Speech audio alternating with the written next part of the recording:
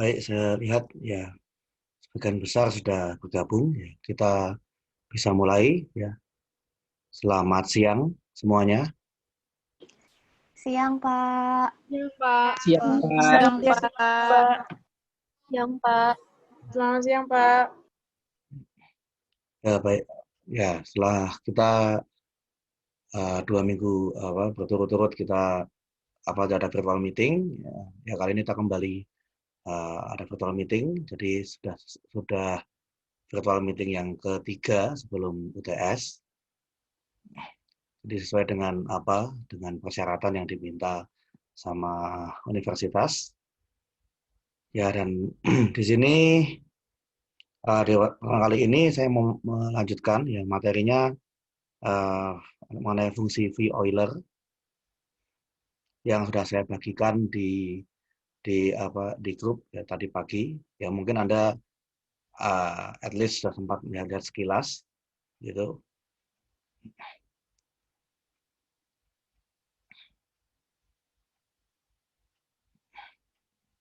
Ya mungkin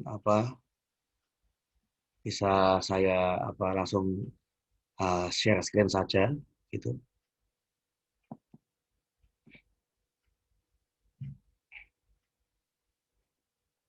Oh ya, ini kalau untuk yang materinya teori grup sudah sampai mana ya teori grupnya? Sampai grup siklik, Pak. Grup siklik. Berarti elemen pembangun sudah ya. Anggota grup yang membangun sebuah grup siklik.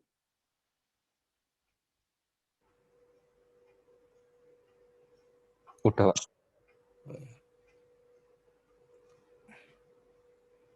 Ya, lalu kalau misalkan mengenai order dari grup atau order dari elemen, Ordernya belum sampai, Pak. order belum. Oh ya, oke ya. Nah, nanti ini ada teorema yang dibuktikan dengan 2 versi ya. Ada yang ya dengan teori grup itu sangat mudah dibuktikan, tapi juga ada pembuktian tanpa menggunakan teori grup ya. Oke, ya mungkin ya saya mulai saja ya.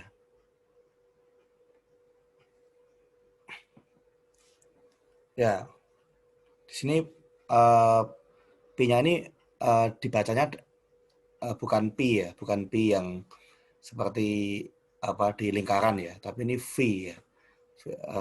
Sedikit berbeda. Kalau P-nya lingkaran itu PI, tidak ada hanya. Ini dibaca lebih mirip V ya, fungsi V Euler. Kata EU itu kan dibacanya kalau di negara Jerman kan jadi OI. Oke, ya. Ini sudah sempat dibahas ya di pertemuan-pertemuan sebelumnya. Nah, ya apa syaratnya ya suatu anggota dari set N memiliki inverse perkalian, yaitu kalau dia bilangan yang relatif prima dengan N. Nah, di sini suatu anggota gelanggang, tentunya ini gelanggang yang memiliki elemen satuan. Karena kalau kita nggak memiliki elemen satuan, kita nggak bisa bicara mengenai inverse perkalian. Dia disebut unit apabila ya dia merupakan elemen yang memiliki inverse terhadap perkalian pada gelanggang tersebut. Nah, kemudian kalau di Zn dia merupakan elemen unit atau punya inverse perkalian, itu jika dan hanya jika GCD-nya dengan N sama dengan 1. Jadi seperti misalnya di set misalkan di set 12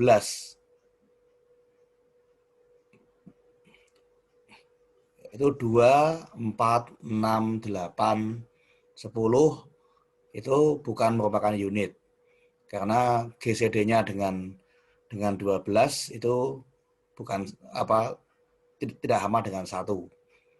Demikian pula 3 dan 9 juga tidak. Berarti yang menjadi elemen unit di set 12 itu adalah 1, lalu 5, 7, sama 11. Ya, ini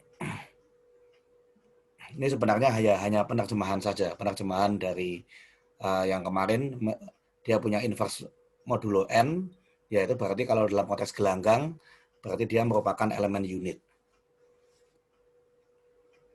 Nah, kemudian semua elemen himpunan dari semua elemen unit di Zn dinotasikan dengan Zn star, ya ada tanda bintangnya. Itu dia akan merupakan grup terhadap perkalian modulo n. Jadi ternyata kalau kita himpun semua elemen unit di Zn, itu dia akan menjadi sebuah grup terhadap perkalian modulo n. Ya, untuk sifat tertutupnya saya rasa bisa dipahami dengan kalau misalkan X itu punya inverse, Y punya inverse, maka X kali Y juga pasti punya inverse, yaitu Y inverse X inverse, kan begitu. Jadi pasti akan memenuhi sifat tertutup. Nah, kemudian fungsi V Euler dari suatu bilangan asli n dinotasikan dengan Vn, itu didefinisikan sebagai banyaknya anggota dari himpunan Zn star. Atau kalau kita nyatakan dalam bentuk GCD, ini tanda ini ya, hashtag ini, kalau ada tanda hashtag diikuti dengan himpunan, itu artinya menyatakan banyaknya anggota himpunan ya. Yaitu banyak anggota dari himpunan bilangan asli A yang lebih kecil sama dengan N, dan GCD A dengan N sama dengan 1. Itulah definisi dari anggota Vn. Dari nilai Vn ya. Ini sebenarnya kan sama dengan Zn bintang.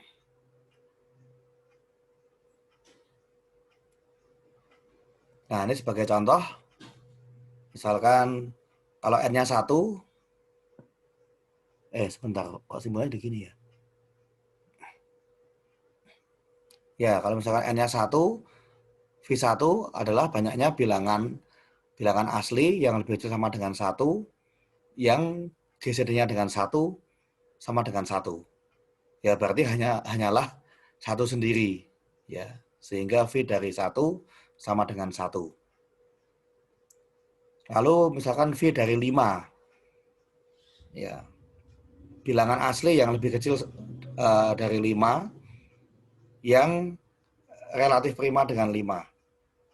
Ya, karena 5 itu bilangan prima, pasti tentunya 1, 2, 3, 4 semuanya akan relatif prima dengan 5. Berarti ada 4 ya anggotanya. Berarti nilai dari V5 itu adalah 4. Kemudian V6 itu adalah banyaknya bilangan asli yang lebih kecil dari 6 dan dia relatif prima dengan 6. Nah, di sini 2 dan 4 nggak bisa karena itu berarti nanti akan sama dengan 2 GCD-nya. 3 juga tidak bisa karena berarti GCD-nya sama dengan 3. Berarti yang mungkin hanya tinggal 1 dan 5. Berarti V6 adalah 2. Ya, kemudian dengan ide yang sama V9 ya. Itu adalah banyaknya bilangan asli yang lebih kecil dari 9 dan dia relatif prima dengan 9. 9 itu hanya punya faktor non trivial yaitu 3 ya. Hanya 3 yang merupakan satu-satunya faktor non trivial. Sehingga 3 dan 6 itu tidak relatif prima dengan 9. Sehingga hanya ada 1, 2, 4, 5, 7, 8. Ada 6 anggota. Ya. Nah, kalau tadi yang V12 yaitu hanya 1, 5, 7, dan 11. Berarti V12 sama dengan 4. Nah, jadi di sini sebenarnya nilai dari Vn ini bukanlah suatu nilai yang naik monoton. Artinya kalau N-nya lebih besar bukan berarti lantas Vn-nya juga lebih besar.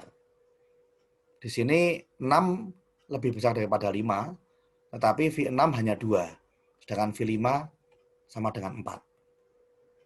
Jadi di sini N-nya lebih besar bukan berarti nilai V Euler-nya bakal lebih besar juga. Bisa jadi lebih kecil dan juga bisa jadi sama. Seperti yang di V5 sama V12. Lalu kemudian kalau misalkan N-nya adalah suatu bilangan prima, P, ya bilangan prima kan tidak memiliki faktor sejati, faktor selain satu dan dirinya sendiri. Berarti semua bilangan asli yang lebih kecil dari P itu pasti akan relatif prima dengan bilangan prima P. Berarti akan ada sebanyak P-1. Jadi misalkan kalau V dari 2017 ya berarti ya 2016. Seperti itu.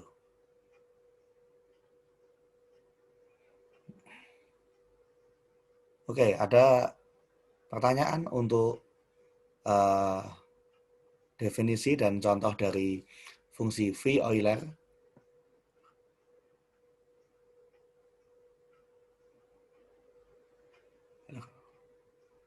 Belum, Pak.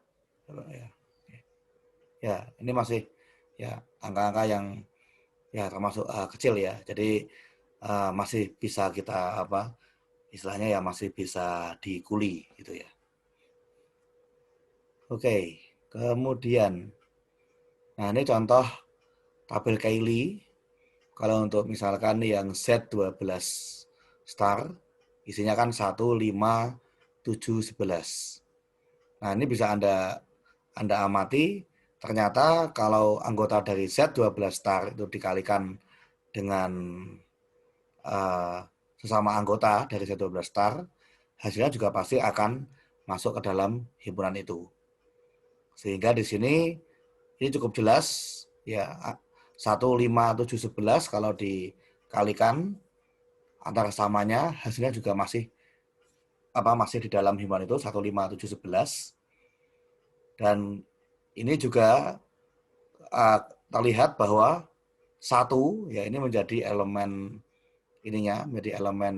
identitas terhadap perkalian, dan kemudian ya ini kebetulan untuk setiap anggotanya kalau dikalikan dengan dirinya sendiri ketemunya sama dengan 1.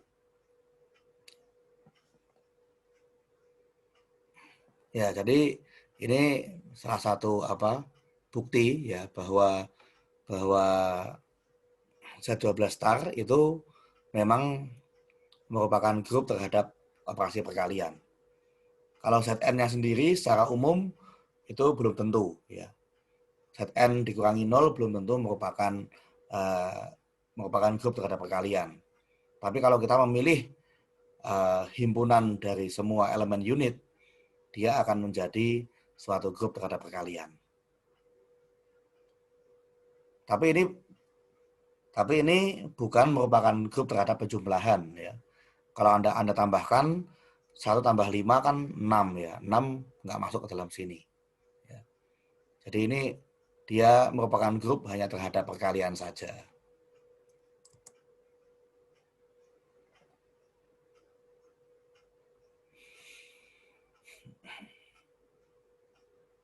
Lalu kemudian bagaimana ya cara menghitung nilai Vn?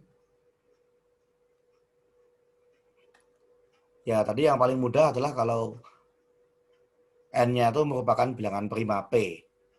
Ya kalau bilangan prima pasti semua bilangan asli yang kurang dari P dia akan relatif prima dengan P. Dan banyaknya adalah P-1. Nah kemudian kita coba untuk yang case yang lain lagi. Bagaimana kalau misalkan N merupakan perpangkatan dari bilangan prima? yaitu P pangkat K. Ya, misalkan ya 32, itu kan 2 pangkat 5 ya, 2 pangkat 5. Lalu misalkan 49, itu 7 pangkat 2. Lalu misalkan ya 81, itu kan 3 pangkat 4. Ya, dan lain-lain ya. Nah, di sini kalau misalkan N itu merupakan perpangkatan dari bilangan prima P, yaitu P pangkat K, maka pastinya faktor prima dari N hanyalah P. Nah, berarti kita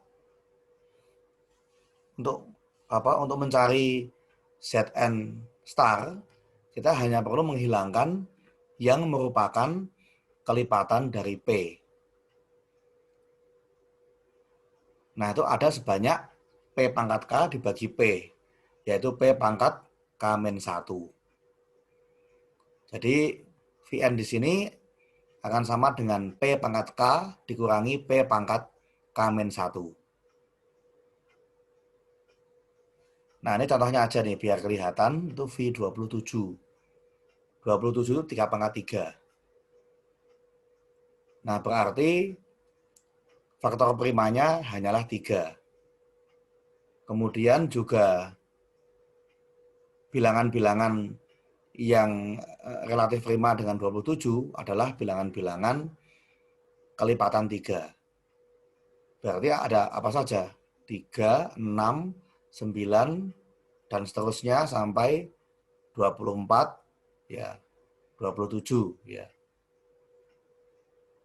Ya, berarti kan tinggal kita kurangkan saja, itu kan ada sebanyak 9. Ya, berarti 27 dikurangi 9 sama dengan 18.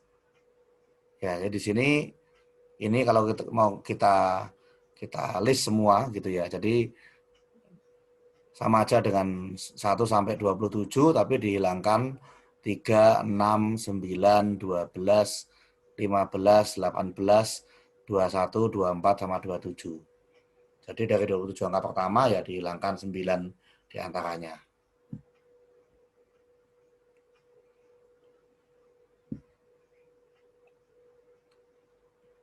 Jadi itu kalau untuk N-nya merupakan perpangkatan dari bilangan prima. Nah, kemudian muncul pertanyaan, bagaimana jika N ini bilangan komposit, ya, dia bukan prima, tetapi dia memiliki setidaknya 2 faktor prima berbeda. Misalnya 15, itu kan 3 kali 5. Lalu berapa lagi misalkan 40. 40 itu kan sama dengan 8 kali 5 ya. Berarti 2 pangkat 3 kali 5. Itu juga punya 2 faktor prima berbeda. Atau mungkin ya apa ya? 42. 2 kali 3 kali 7. Nah, seperti itu. Nah, bagaimana kita menghitung nilai dari Vn-nya? Karena ini nanti kita akan menggunakan ini untuk perpangkatan modulo N. Untuk menyederhanakan perpangkatan modulo N. Ya, seperti pertanyaan, berapakah 3 angka terakhir dari misalkan 7 pangkat 2020. Nanti kita mengerjakan itu, kita akan memerlukan fungsi V Euler.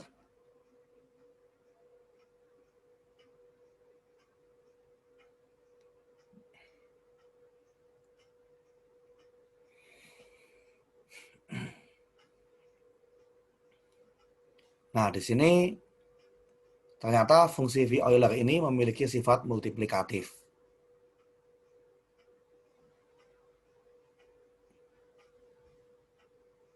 Nah, sebelum kita masuk ke sifat multiplikatif itu, diberikan dulu sebuah lema. Jadi sebenarnya ada di bukunya William Stein itu ya, di bukunya William Stein. Jadi di sini kalau misalkan saya punya 2 bilangan asli M dan N yang GCD-nya sama dengan 1, alias dia saling relatif prima, maka pemetaan ini tahu cara ininya gimana, cara membacanya gimana simbol ini?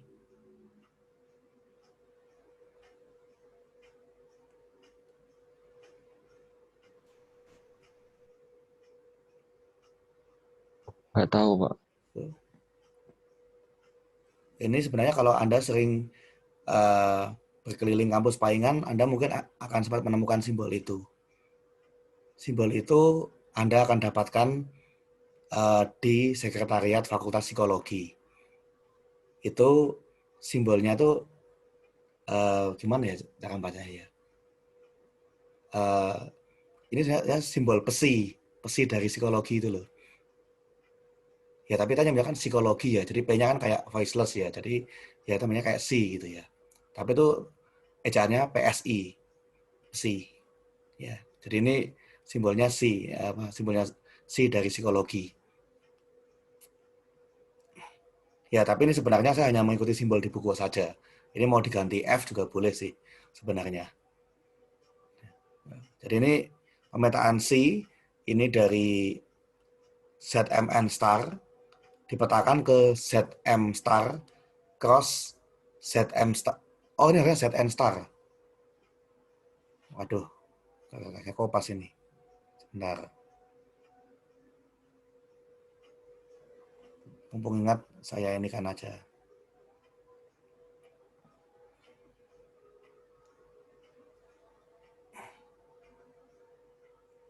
Kalau agak lama.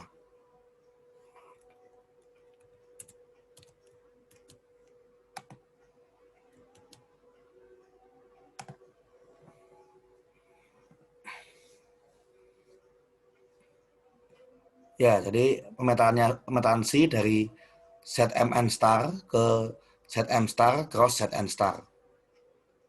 Dengan C dipetakan ke C mod M, C mod N. Jadi kalau ada C yang merupakan unit di ZM kali N, dia dipetakan ke C modulo M, C modulo N. Yang masing-masing akan masuk ke dalam ZM dan ZN.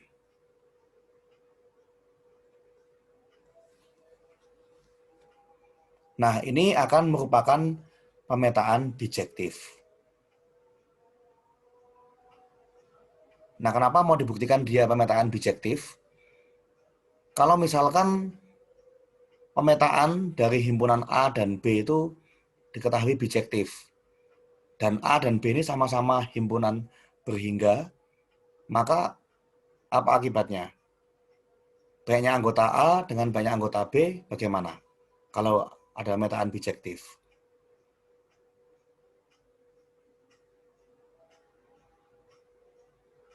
Misalkan ada sama ya. Ya, jadi kalau dua himpunan berhingga ada pemetaan bijektif, ya pasti anggotanya mau tidak mau harus sama ya, sama banyak.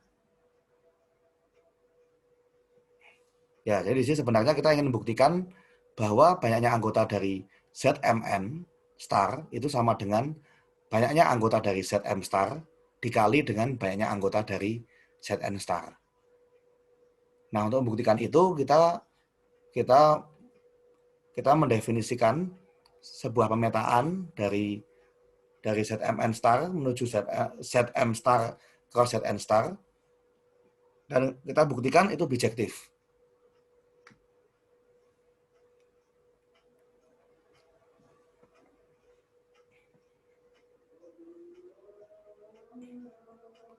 Ya, di sini ini pasti well defined ya sebenarnya ya. Ini pasti well defined.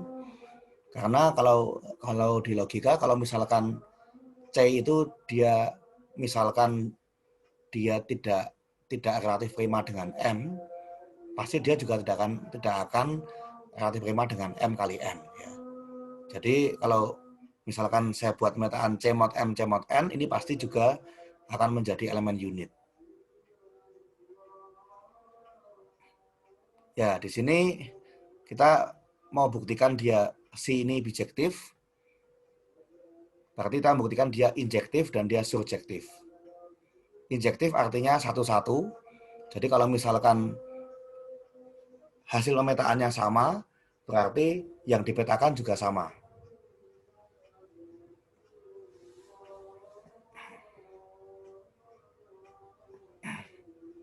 Ya, di sini misalkan C dan C aksen itu adalah anggota dari ZMN star, demikian hingga C dari C sama dengan C dari C aksen. Nah, kita mau membuktikan bahwa C sama dengan C aksen.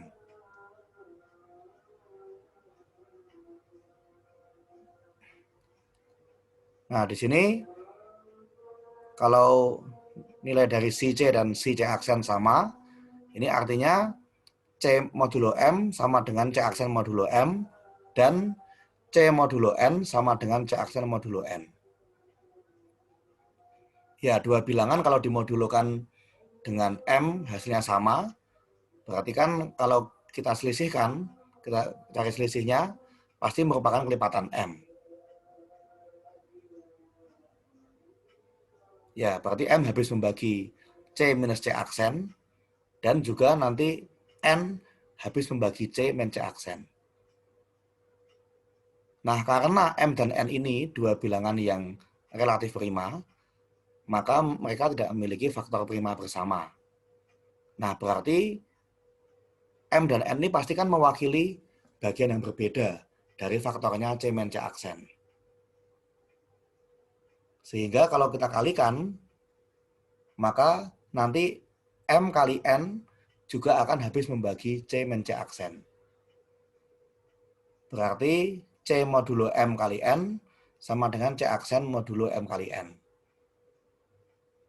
Dua bilangan ini akan sama kalau modulo M kali N, berarti C sama dengan C aksen di ZMN. Nah, jadi terbukti bahwa pemetaan C bersifat injektif.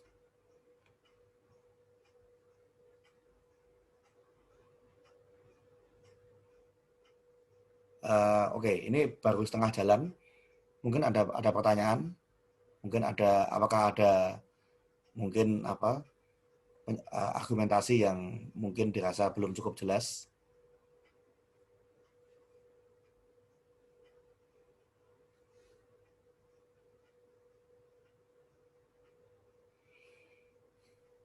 Belum ada, Pak. Ada, Pak, ya. Ya, kalau membuktikan pemetaan injektif gitu ya. Injektif itu kan artinya pemetaan satu-satu gitu ya.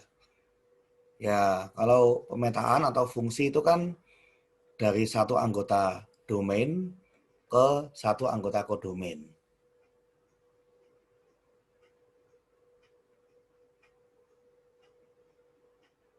Ya, misalkan Anda masing-masing memiliki NIM, begitu ya. Anda masing-masing memiliki NIM. Tentunya kan NIM itu diharapkan bisa menjadi ID yang unik buat Anda, gitu ya. Artinya kan juga Anda mestinya hanya memiliki satu NIM yang aktif. Kalau Anda pindahan dari prodi lain, ya Anda punya dua NIM, tapi NIM yang lama kan tidak aktif.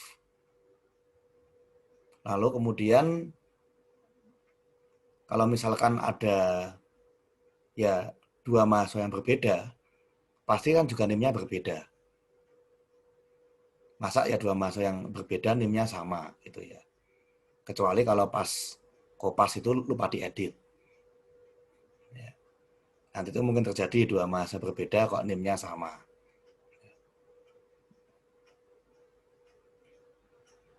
Ya, jadi untuk membuktikannya ya model injektif itu kalau misalkan petanya sama ya maka nanti anggota domainnya juga harus sama ya. Jadi kalau peta dari C sama dengan peta dari C aksen, itu berarti C juga harus sama dengan C aksen.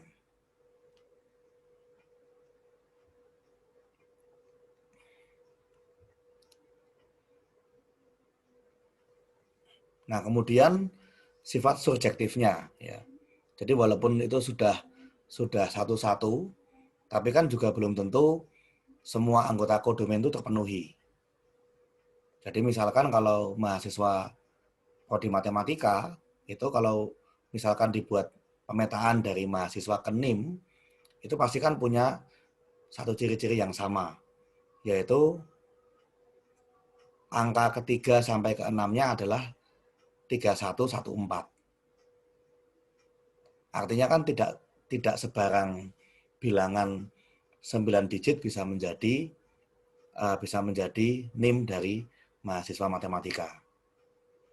Dan hampir bisa dipastikan bahwa angka yang ketujuh adalah 0.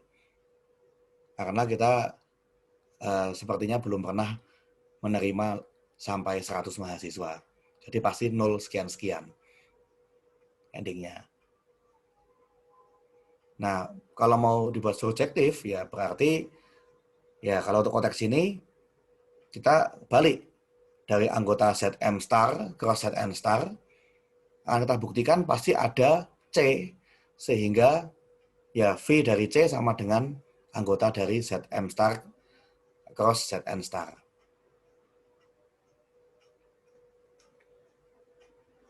Jadi setiap anggota kodomain pasti punya prapeta. Nah, di sini karena A anggota dari set M star dan B anggota set N star, maka nanti GCD AM sama dengan 1 dan GCD PN sama dengan 1 menurut definisinya dari set M star dan set N star. Lalu karena M dan N ini juga saling relatif prima, GCD-nya sama dengan 1, maka menurut teorema sisa Cina, kita bisa menemukan bilangan bulat C, sehingga C sama dengan A modulo M, dan C sama dengan B modulo N. Dan lebih lanjut, eksistensi dari C adalah tunggal terhadap modulo M kali N. Ya, dan C juga pasti, ya karena dia relatif prima dengan M dan N, maka dia juga pasti akan relatif prima dengan M kali N. Sehingga di sini C ini pasti merupakan anggota dari ZMN star.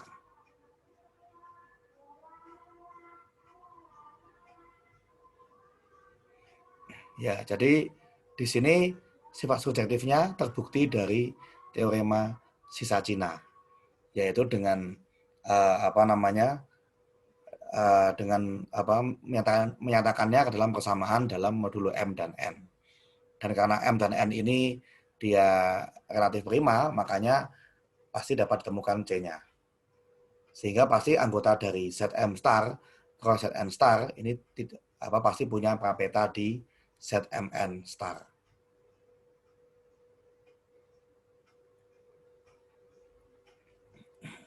Nah, jadi ya kita sudah membuktikan pemetaan C itu bersifat subjektif, sehingga berarti dia injektif sekaligus subjektif, berarti dia bijektif.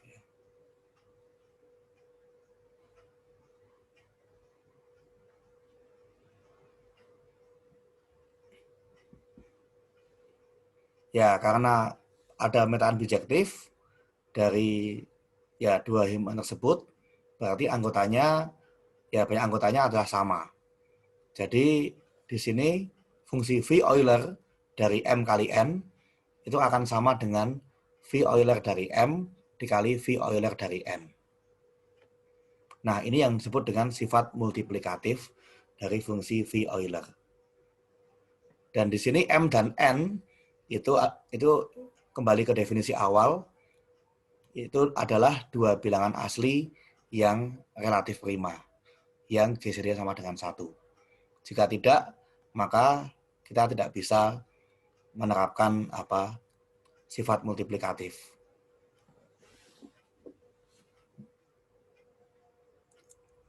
Nah, contohnya, ya, misalkan V dari 12.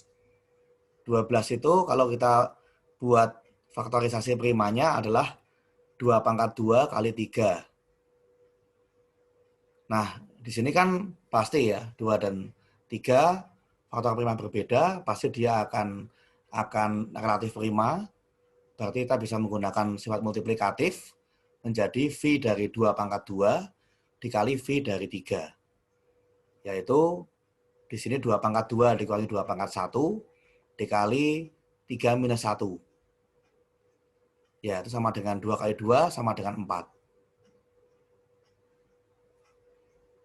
Lalu kemudian V dari 21.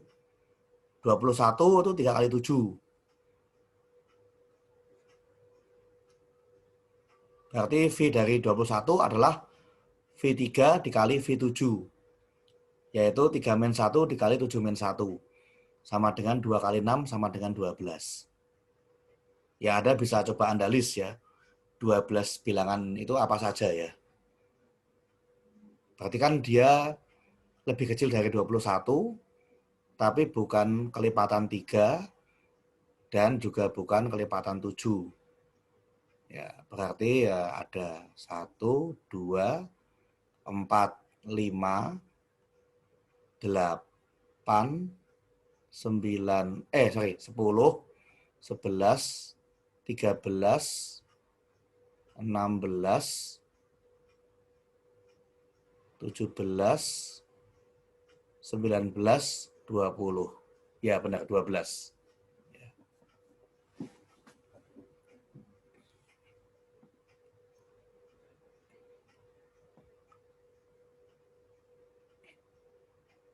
Lalu ini juga bisa kita perluas kalau misalkan kita punya bilangannya memiliki ya lebih dari 2 faktor prima.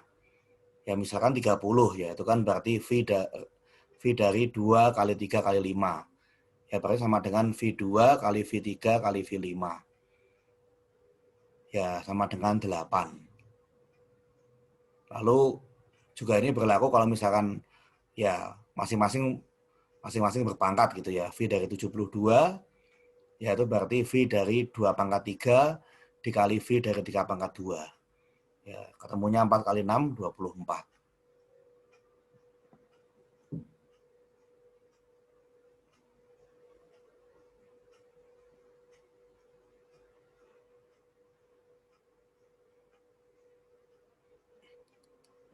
Ya, mungkin apakah sudah cukup jelas dari beberapa contoh yang diberikan ini?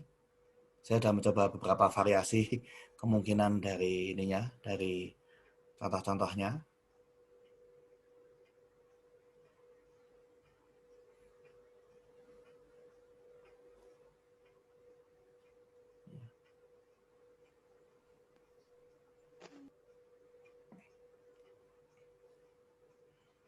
Tadi waktu yang bilangan prima kan cukup jelas ya. Kalau P bilangan prima, ya V dari P adalah P-1. Lalu kalau dia merupakan bentuk P pangkat K, P-nya prima, ya berarti jadi P pangkat K dikurangi P pangkat K-1. Seperti itu.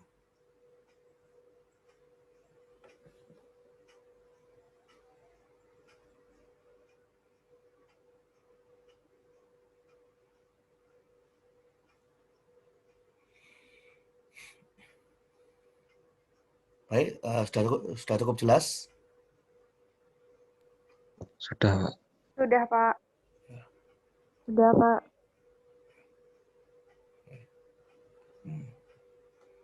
Ya, jadi ya di sini berarti untuk menghitung fungsi V Euler ini kita ya polanya akan menyesuaikan dengan faktorisasi primanya gitu ya. Nah, sebetulnya ini bisa juga ini kalau Anda misalkan mau ya semacam bikin games ice breaking yang mungkin matematika banget gitu ya. Itu tapi saya juga ini sih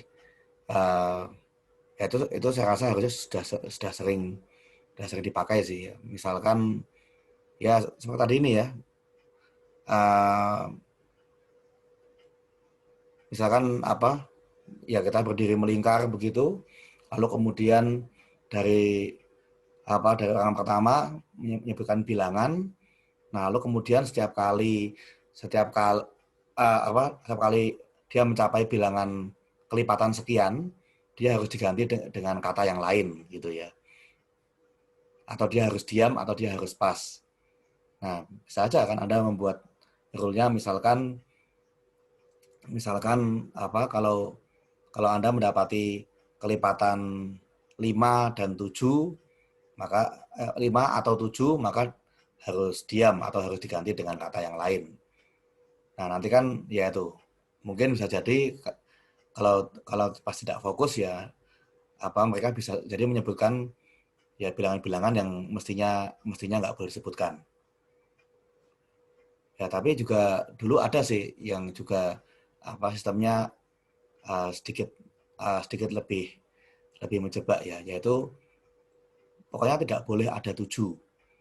Tidak boleh ada angka 7 maupun bilangan kelipatan 7. Jadi nggak cuma 7, 14, 21, 28, tapi 17, 27, 37 juga nggak boleh disebut. Nah, nanti yang bikin bingung kalau udah sampai 70. Karena dari 70 sampai 79 semuanya nggak boleh disebutkan. Nah, kadang-kadang ya kita kalau nggak fokus kita lupa, ya kita harusnya menyebut angka berapa.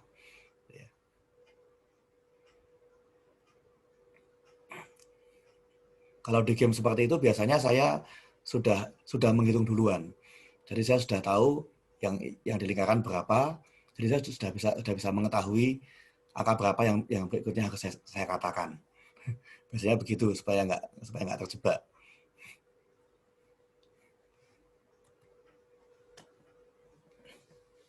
Oke, lalu ya materi berikutnya teorema Euler mengenai ya fungsi V Euler sebenarnya.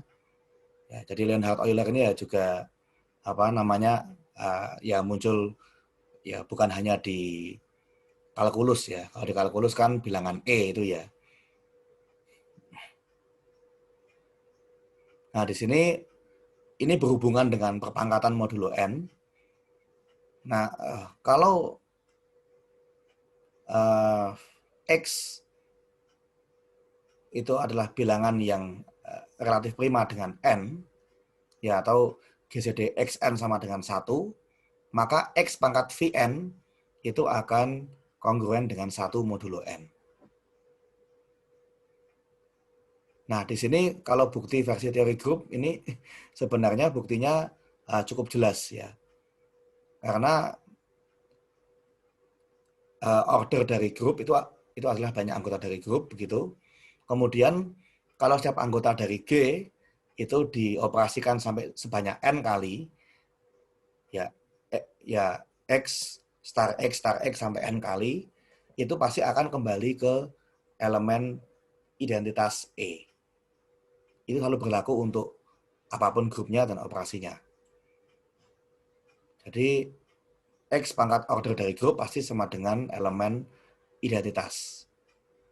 Dan di sini Zn star itu adalah grup perkalian dengan banyak anggotanya adalah Vn. Berarti kalau dia anggota Zn star, dia dipangkalkan dengan Vn, itu pasti hasilnya akan menjadi 1 di Zn. Ya, tapi ini buat sebagian dari Anda, ini mungkin belum Anda ketahui. Gitu ya.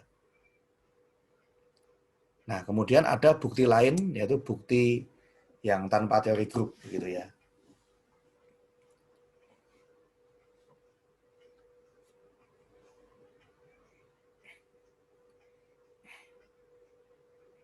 Jadi di sini kita mencoba untuk memanfaatkan sifat-sifat yang kita pelajari sebelumnya.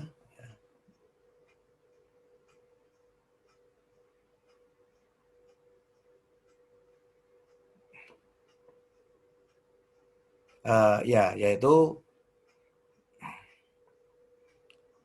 kita mendefinisikan pemetaan ya dari Zn star ke dirinya sendiri dengan aturan sebagai berikut. Jadi untuk setiap A di Zn star kita definisikan sebentar, ini harusnya FA ini harusnya, maaf, ini harusnya FA. Ini harusnya FA sama dengan X kali A modulo N. Ya. Maaf, ini harusnya FA sama dengan X kali A modulo N. Jadi di sini setiap anggota Zn dikalikan dengan X. Begitu ya. Dengan X sendiri juga anggota dari Zn star. Nah, pemetaan F ini well defined karena hasil kali dua bilangan yang relatif prima dengan N, pasti juga dia akan relatif prima dengan N. Nah, kemudian karena ya X ini ya anggap saja dia ini ya apa namanya, ya dia punya inverse perkalian, tapi kita mencoba untuk nggak pakai itu. Ya, kita coba buktikan dia injektif. Kalau misalkan FA sama dengan FB, itu berarti XA sama dengan XB modulo N, atau X dikali A min B sama dengan 0 modulo N. Nah, karena X itu dia relatif prima dengan N, maka pasti haruslah A min B-nya ya yang sama dengan 0 modulo N. Ya, jadi di sini kan X dikali A min B, dia merupakan kelipatan N. Padahal X dan N tidak memiliki faktor bersama. Berarti A min B yang harus merupakan kelipatan dari N. Ya, berarti A min B sama dengan 0 modulo N, atau A sama dengan B modulo N. Jadi pemetaan F ini menjadi pemetaan yang injektif. Karena kalau FA sama dengan FB, berakibat A sama dengan B. Dan karena dia pemetaan dari Zn star ke dirinya sendiri, dan dia injektif, kan udah pasti sama tuh ya anggotanya. Berarti dia pasti merupakan pemetaan bijektif atau korespondensi satu-satu. Nah, kenapa ini dibuktikan dulu? Ini untuk membuktikan yang langkah berikutnya. Jadi kalau misalkan Zn star itu kita beri indeks ya, kan tuh ada sebanyak Vn itu. Berarti ada X1, X2 sampai XVN. Lalu kalau gitu kita kalikan dengan X. Nah, karena X-nya pemetaan bijektif, maka sebenarnya X kali X1, X kali X2, sampai X kali XVN, itu kan sebenarnya akan merupakan himpunan Zn star sendiri juga. Ya. Jadi sebenarnya dua himpunan ini itu merupakan himpunan yang sama. Hanya mungkin nanti akan ada permutasi. Begitu ya. Nah, artinya karena ini sudah mewakili semua anggota dari Zn star, kalau kita kalikan semuanya, maka ini pasti akan sama juga hasilnya kalau di modulo N. Nah, berarti di sini X-nya akan muncul sebanyak Vn, dan sisanya adalah X1 kali X2 sampai kali XVN. Sama dengan X1, X2, dan seterusnya kali XVN modulo N. Ya, dengan argumen yang sama dengan sebelumnya, kita bisa kanselasi, sehingga kita dapatkan X pangkat Vn akan sama dengan 1 modulo N.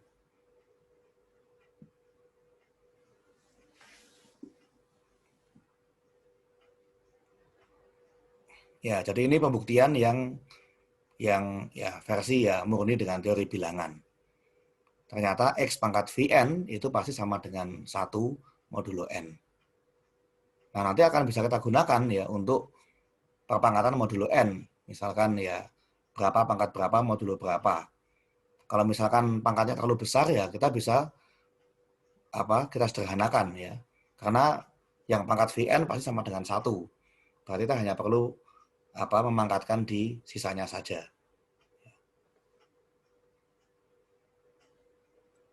Ada pertanyaan mungkin untuk yang untuk pembuktian dari teorema Euler ini? Ada pertanyaan mungkin?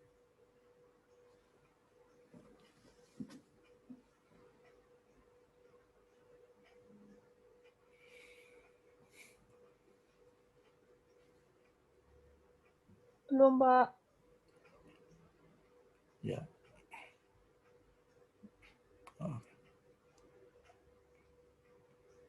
Ya, nanti kita akan lihat apa. Ya, untuk yang perpanjangan modulo N nanti baru saya jelaskan di pertemuan yang setelah UTS nanti. Ya, kemudian nah ini ya, mungkin ini yang angkanya jangan terlalu besar dulu ya. Mungkin sebagai aktivitas hari ini ya coba tentukan semua anggota dari Z24 star dan Z30 star ya. Ya tadi sepertinya sudah sempat dihitung juga berapa banyak anggotanya. Lalu kemudian juga buatlah tabel Cayley-nya. Jadi itu saya rasa belum terlalu banyak ya anggota-anggotanya. Lalu ya coba buatlah tabel Cayley-nya gitu ya.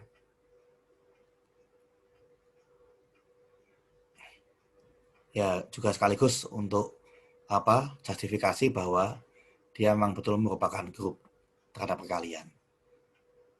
Ya tentunya ini belum yang terlalu banyak gitu ya. Kalau misalkan nanti ya seandainya let's say di ujian tuh muncul yang seperti itu ya, misalkan yang katakanlah anggotanya ada sebanyak berapa, misalkan 20 misalkan. Ya itu kalau misalkan Anda mau buat semua itu kan ya pasti kalau dituliskan lama gitu ya. Ya Anda juga bisa diketik. Mungkin kalau diketik kan ada beberapa yang Anda masih bisa Anda kopas, polanya kan tampak gitu ya. Oke. Ya, untuk yang materinya ya saya rasa itu ya.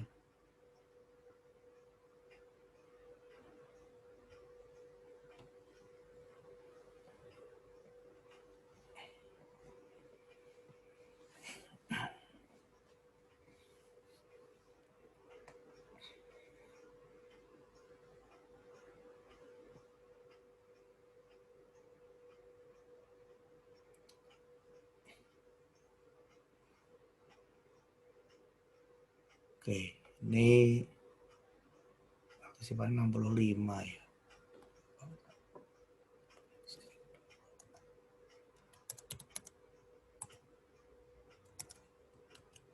Berarti materi UTS sampai ini ya, Pak? Iya, betul.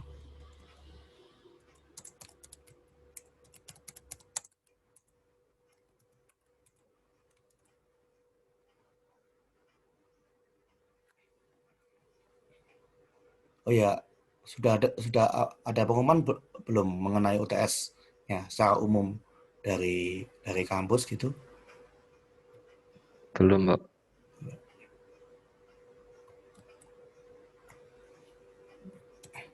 Karena kalau misalkan tidak ada arahan khusus ya berarti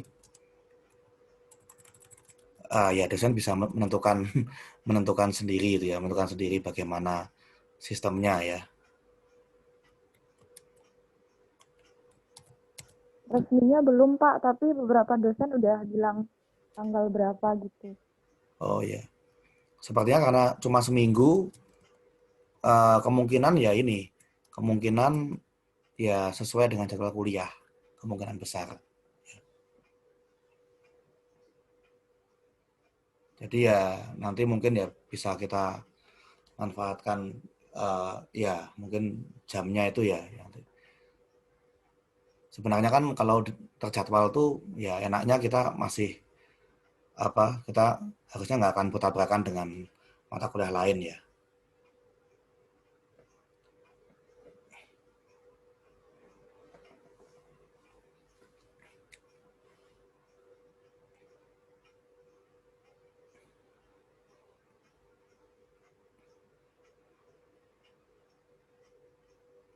Oh ya ya mungkin untuk ya ujiannya gitu ya. Ya itu mungkin istilahnya apa ya?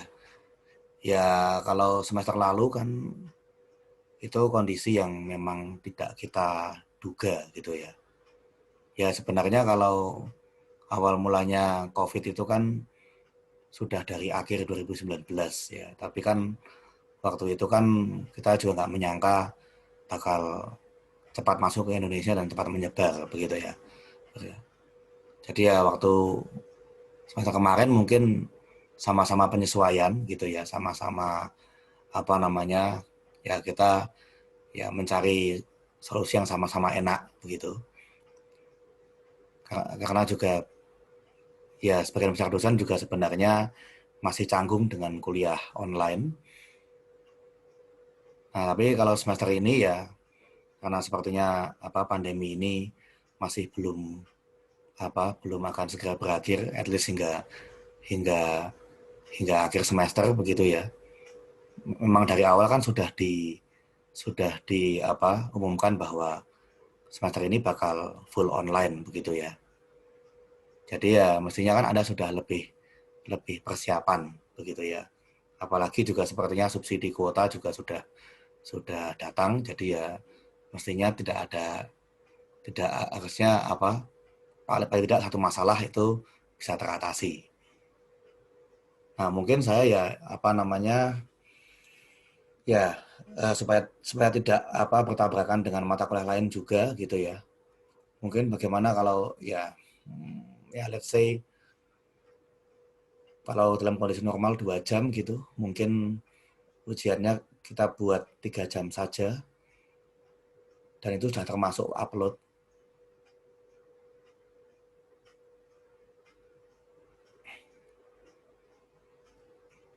Iya, Pak.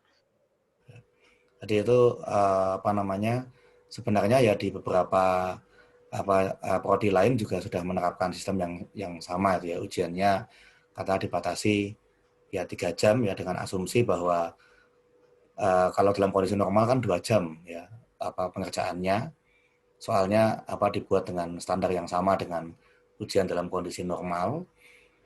Tetapi ya tentunya untuk masalah konversi ke PDF dan lain sebagainya, lalu kemudian untuk upload dan lain sebagainya gitu ya, itu ya mungkin ya ditambahlah waktunya. Sebenarnya setengah jam pun cukup, tapi ya sudahlah, kita sekian saja sampai 3 jam tidak apa-apa.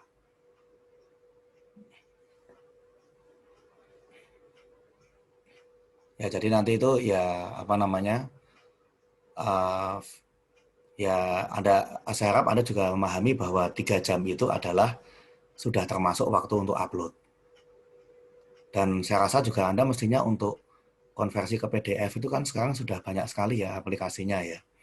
Mestinya kan juga itu tidak harus dengan menggunakan scanner atau semacamnya, bahkan kamera scanner itu juga sudah banyak. Artinya kan mestinya itu bisa dilakukan dengan lebih cepat gitu ya. Jangan sampai Anda merasa 3 jam itu, oh berarti saya mengerjakan selama 2 jam 55 menit. Nah, habis itu waktu 5 menit baru digunakan untuk upload. Nah, itu kan nanti juga akan keliru ya di situ ya. Nanti kan Anda malah pas mau upload ternyata waktunya sudah habis. Nah, sebetulnya saya ingin menggunakan LMS gitu ya untuk tempat buat menguploadnya, karena itu juga saya bisa mengetahui juga detailnya jamnya berapa gitu ya, dan memang juga sepertinya diberikan advice menggunakan LMS, tetapi ya kita sendiri juga tidak tahu moodnya LMS-nya apakah sedang bagus apa tidak pas ujian gitu ya, karena LMS kita sering bad mood. Ya, jadi mungkin gini aja ya, defaultnya kita akan menggunakan LMS gitu. Tetapi seandainya memang ada kendala dengan jaringan, maka nanti solusinya adalah jawaban Anda dikirimkan ke saya melalui WA. Tetapi dikirimkannya sebelum jam ujian selesai. Misalkan Anda melihat bahwa, waduh ini saya upload kok kayaknya sudah saya tunggu sampai 5 menit kok belum selesai. Nah, itu bisa Anda backup dengan Anda mengirimkan ke saya melalui WA. Tapi kalau misalkan Anda mengerjakan dengan cepat, kemudian Anda upload di LMS, sudah oke, ya itu nggak diperlukan lagi.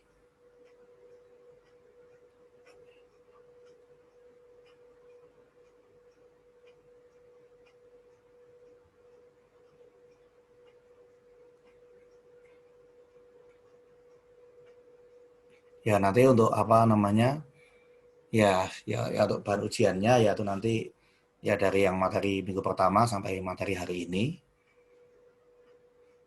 Ya kemudian nanti juga ya saya juga mungkin perlu ya menambahkan beberapa obstacle gitu ya. Ya maaf, bukan berarti saya ingin apa namanya mengacaukan IPK Anda gitu ya, tapi kan supaya ya sebenarnya supaya penilaian ini bisa lebih objektif dan humanis gitu ya.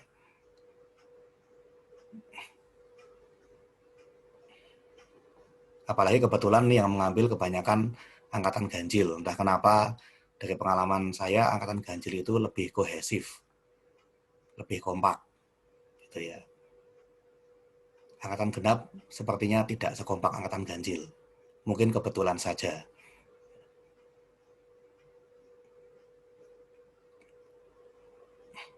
Ya kalau misalkan in case gitu ya, in case misalkan ya bahkan Anda dengan mungkin karena ada kendala yang benar-benar di luar apakah ada kendala ya, misalkan ngirimkan lewat WA pun juga ternyata masih terhambat ya itu konsekuensinya ya paling ya nilainya kena diskon paling ya, kayak yang saya terapkan kemarin ya.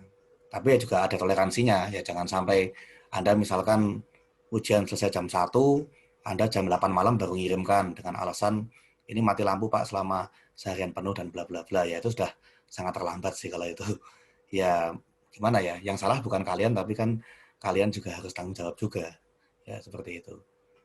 Ya Anda mungkin bisa katakanlah kalau pas masa ujian misalkan mengerjakan, mungkin Anda mencari tempat yang lebih terjamin lah untuk koneksinya gitu ya.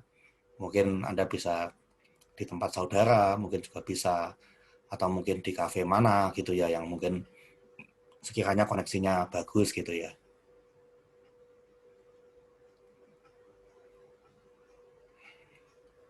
Ya, jadi ya mungkin untuk detailnya nanti saya sampaikan saja melalui grup WA nanti ya. Soalnya saya juga nanti masih konfirmasi juga mungkin ke Bu Ani juga, apakah nanti akan diatur lebih spesifik jamnya atau benar-benar sesuai dengan apa dengan aturan main masing-masing dosen. Pak, izin masuk. Apa? Izin masuk, Pak. Oh, ya. Jadi kan kemarin kan saya sempat masuk mata kuliahnya Bu Ani. Iya. Nah, kemarin tuh sempat disinggung soal jadwal ujian itu mengikuti jadwal kuliah. Oh, gitu. Ya. Iya, tapi untuk konfirmasi lebih lanjut nggak apa-apa sih kalau Bapak tanya langsung ke Bu Ani biar jauh lebih jelas untuk mengkonfirmasi. Maksudnya ini yang kemarin Bu Ani sampaikan sih mengikuti jam kuliah. Oh ya. Oh ya, ya. Eh, ya yang saya dengar terakhir juga seperti itu. Maksud saya begini. eh Maksudnya apakah benar-benar persis sama dengan jadwal kuliah atau mungkin bisa ada sedikit pergeseran. Misalkan nanti kan beberapa dari kalian ada yang mengambil Unreal gitu kan. Nah, apakah benar-benar persis sama atau nanti ya misalkan yang satu mungkin digeser setengah jam atau bagaimana supaya ada jeda seperti itu. Nah, itu kan yang saya belum tahu gitu. Tapi kalau misalkan nanti Iya Pak, ya monggo dikonfirmasi aja. ya mungkin soalnya misalkan katakanlah ya saya misalkan nih ujian jam 10 sampai jam 1 misalkan, lalu Pak Heri Unreal jam 1 sampai jam 4. Berarti kan Anda tepat setelah mengerjakan ujian saya langsung disambung dengan ujiannya Pak Heri, misalkan seperti itu. Ataukah jangan-jangan mungkin Bu Ani bisa memberikan jeda, katakanlah harus ada jeda setengah jam, ya mungkin seperti itu. Ya.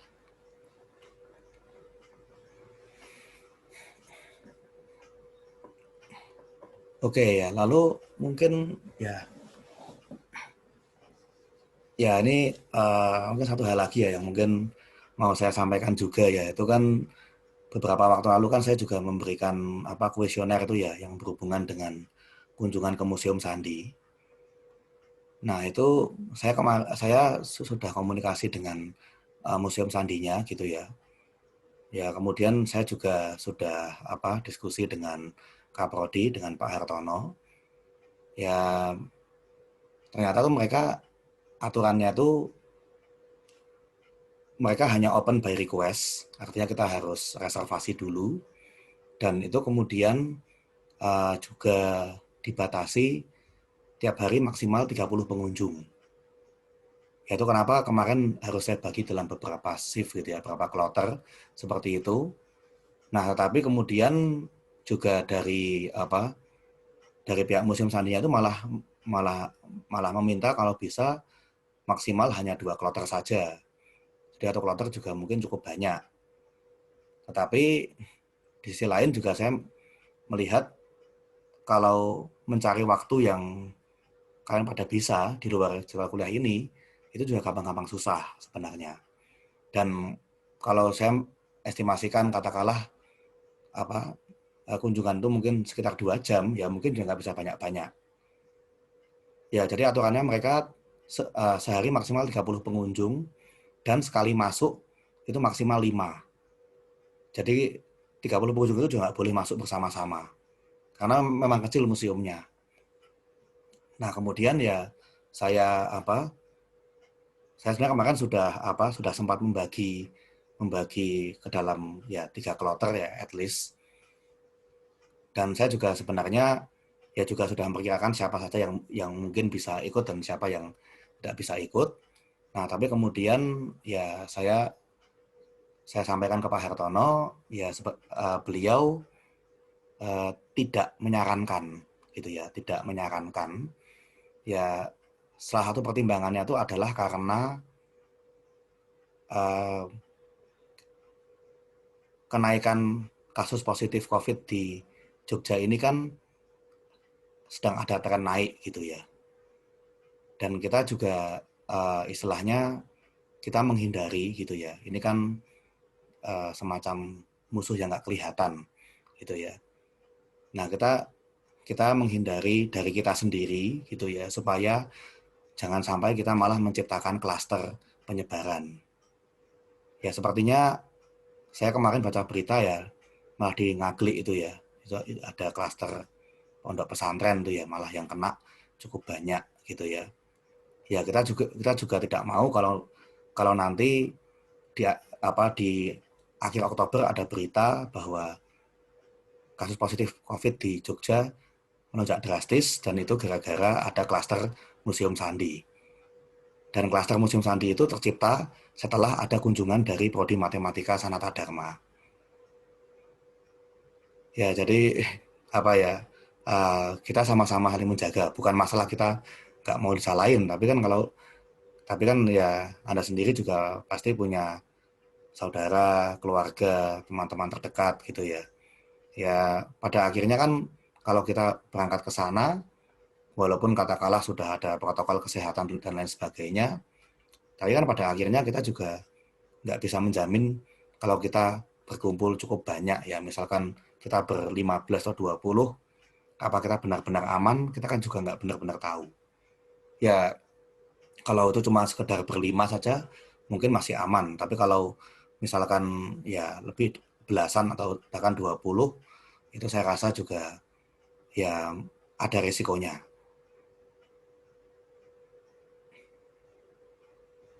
Jadi ya dengan pertimbangan itu, dan juga ya karena ini mungkin juga dari waktu dan ya lain sebagainya nggak cukup ideal ya, kalau untuk kunjungan secara formal itu ya mau tidak mau ya saya harus mengikuti common sense ya, harus saya tiadakan.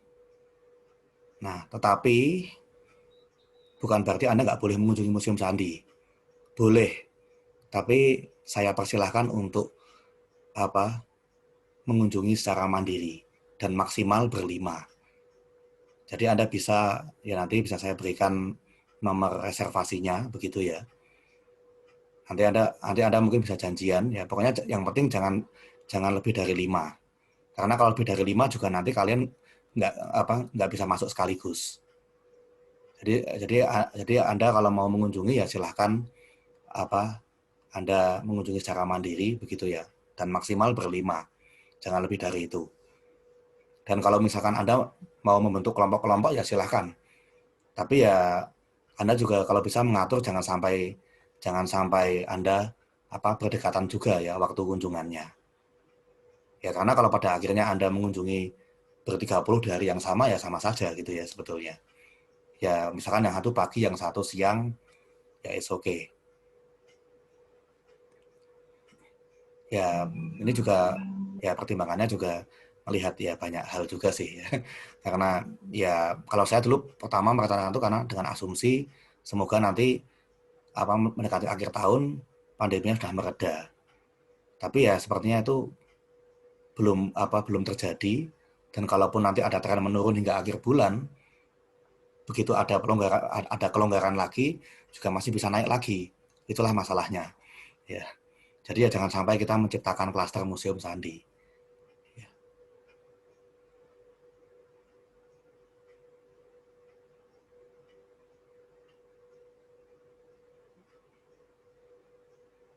Oh, ini dari Marcel nih, apakah hanya bisa bukan virtual? Oh ya, ini belum saya tanyakan sih itu. Tapi ya mungkin siapa tahu bisa gitu ya. Tapi ya kalau mereka sih sebenarnya mereka membuka kunjungan itu by request itu kan bagi mereka yang memang benar-benar ingin mengunjungi secara langsung gitu ya. Tapi saya kurang tahu apakah mereka menyediakan semacam virtual tour atau semacamnya gitu ya. Ya mungkin bisa saya tanyakan. Tapi kalau Anda memang benar-benar ingin mengunjungi secara langsung ya Anda bisa nanti menghubungi nomor reservasi yang tersedia. Nanti saya beritahukan di grup gitu ya.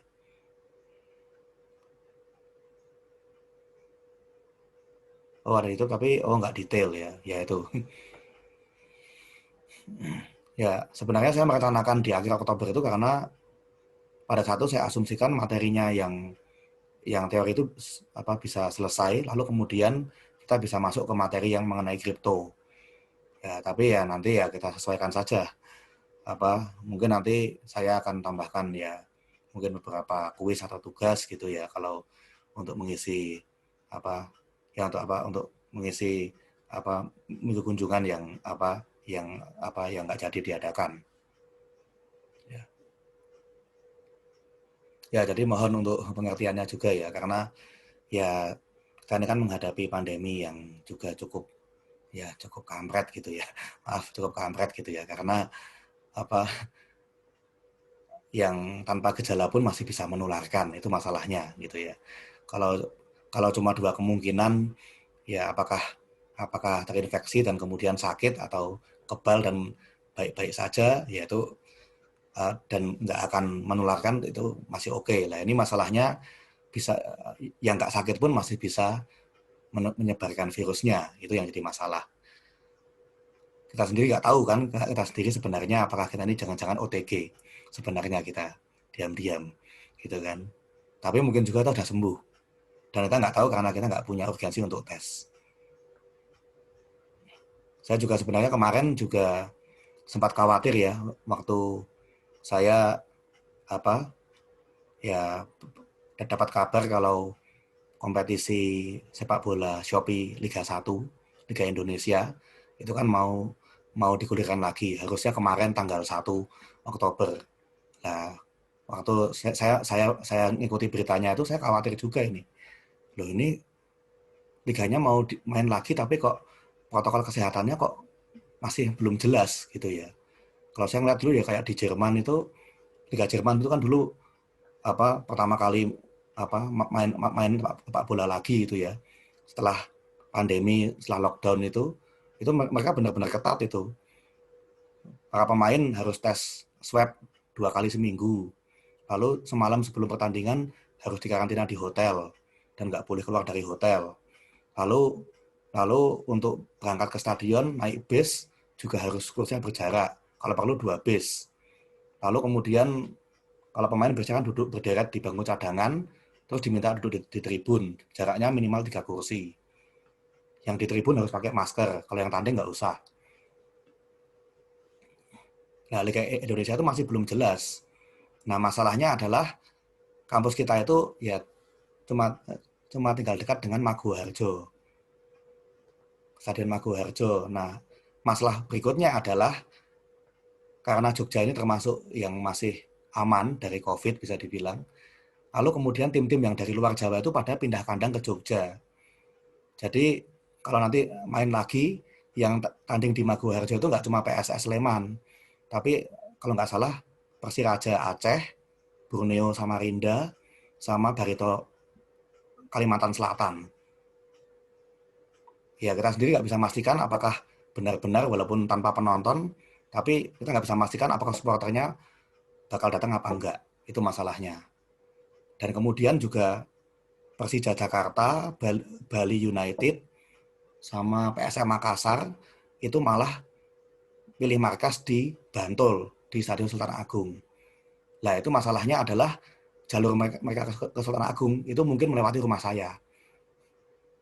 Jadi saya serba salah. Di kampus ada Maguwoharjo, di rumah jalurnya Sultan Agung. Jadi waktu kemarin akhirnya Polri yang ngasih izin, saya sangat bersyukur sekali.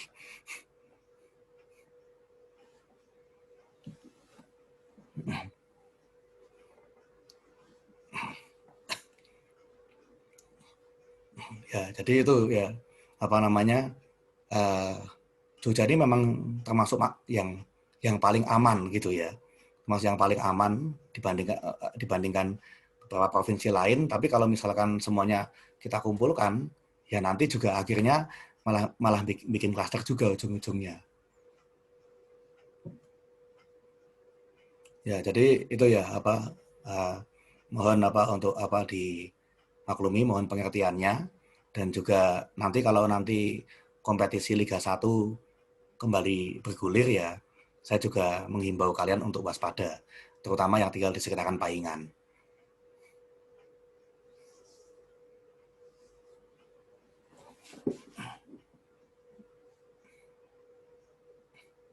Ya baik ya, saya rasa itu saja ya yang bisa saya sampaikan. Ya nanti coba yang soal latihannya dikerjakan, lalu mungkin nanti yang sudah mendapatkan bisa dibagikan di grup. Kemudian nanti juga ya untuk teknis dari ujiannya nanti akan saya sampaikan di grup kemudian. Ya nanti ya tunggu saja update dari saya gitu ya. Mungkin ada tanggapan lain mungkin.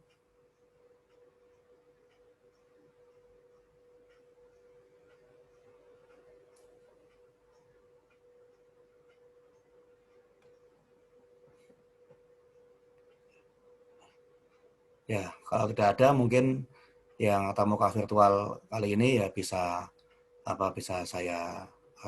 saya tutup. Ya, terima kasih untuk perhatiannya dan ya selamat mempersiapkan ujian. Oke, terima kasih. Selamat siang. Makasih, Pak. Terima kasih, Pak. Terima kasih, Pak. Terima kasih, Pak. Terima kasih, Pak. Makasih, Pak. Makasih, Pak. Makasih, Pak. Terima kasih, Pak. Terima kasih, Pak.